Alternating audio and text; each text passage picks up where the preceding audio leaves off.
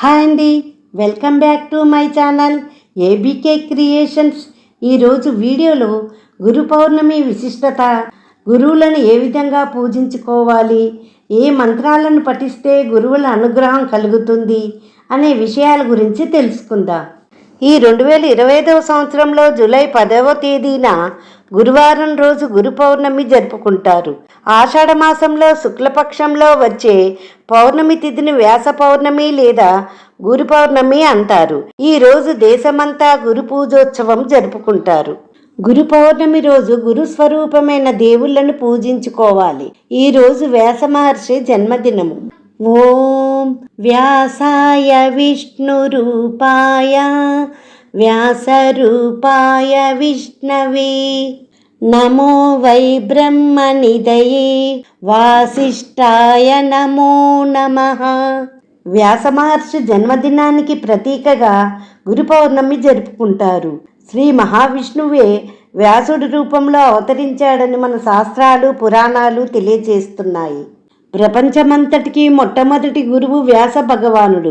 వ్యాస భగవానుడి పూర్వనామము కృష్ణద్వైపాయనుడు.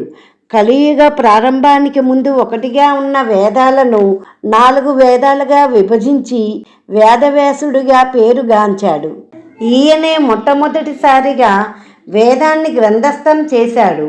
చతుర్వేదాలను, అష్టాదశ పురాణాలను, వేదాంగాలను ఎన్నో వ్యాస భగవానుడు మానవాళికి అందించాడు.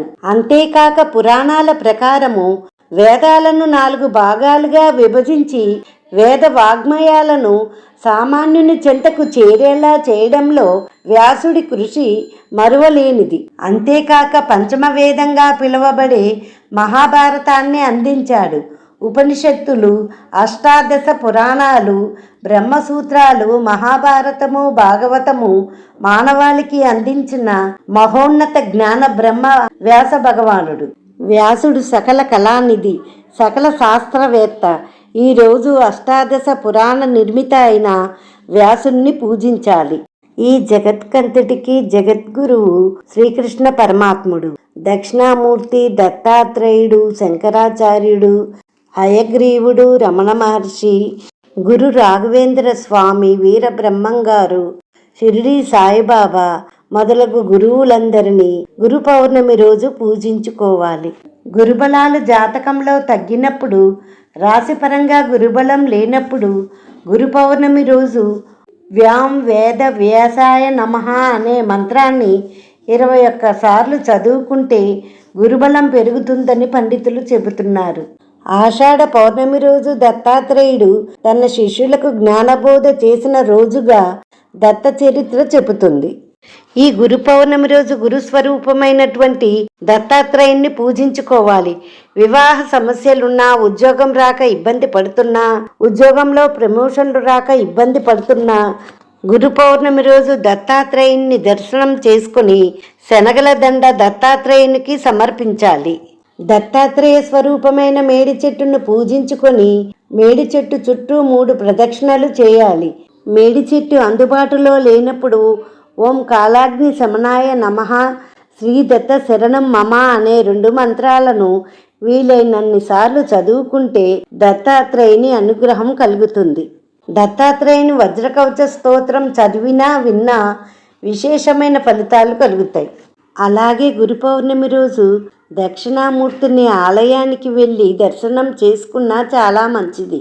గురు పౌర్ణమి రోజు దక్షిణామూర్తికి అభిషేకం చేయించుకోవటం వలన పిల్లలు చదువులో బాగా రాణించటమే కాక వారికి చదువులో మంచి ర్యాంకులు వస్తాయి. ఆ రోజు దక్షిణామూర్తి స్తోత్రాన్ని పఠించిన ఉత్తమమైన ఫలితాలు కలుగుతాయి. గురు పౌర్ణమి రోజు పిల్లలు దక్షిణామూర్తి ఫోటోని తెల్లటి పూలతో పూజించి పటిక బెల్లం నైవేద్యంగా సమర్పిస్తే చదువులో బాగా రాణిస్తారు. ఓం శ్రీ గురు రాఘవేంద్రాయ నమః అనే మంత్రాన్ని చదువుకుంటే వివాహ దాంపత్య సమస్యలు తొలగిపోతాయి.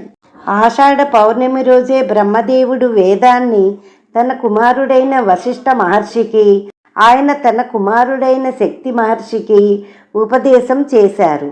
శక్తి మహర్షి తన పుత్రుడైన పరాశర మహర్షికి, ఆయన తన కుమారుడైన వ్యాస మహర్షికి ఉపదేశించాడు. ఈ పవిత్రమైన రోజున దేవాలయాల్లో ప్రత్యేకమైన పూజలు చేస్తారు.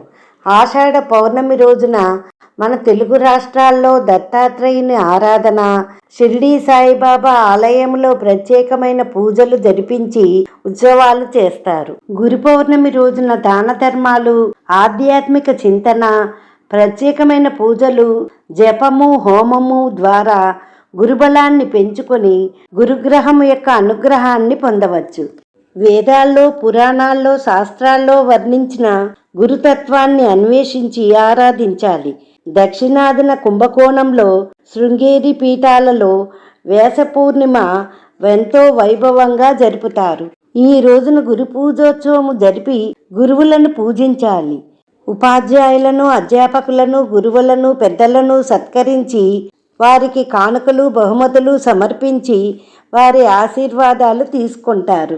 విద్యను నేర్పించి, విజ్ఞానం, వివేకం నింపి, నాగరికతను నేర్పించి, మన జీవితానికి అర్థం తెలిపి, మన విలువను పెంచి, మన జీవితంలో మానవత్వపు వెలుగును నింపేవారే గురువులు. గురువులందరికీ వందనాలు. ఈ వీడియో కనుక నచ్చినట్లయితే లైక్ చేసి మీ ఫ్రెండ్స్ అండ్ ఫ్యామిలీకి షేర్ చేయండి. మరిన్ని వీడియోస్ కోసం మా ఛానల్ సబ్స్క్రైబ్ చేసుకోండి.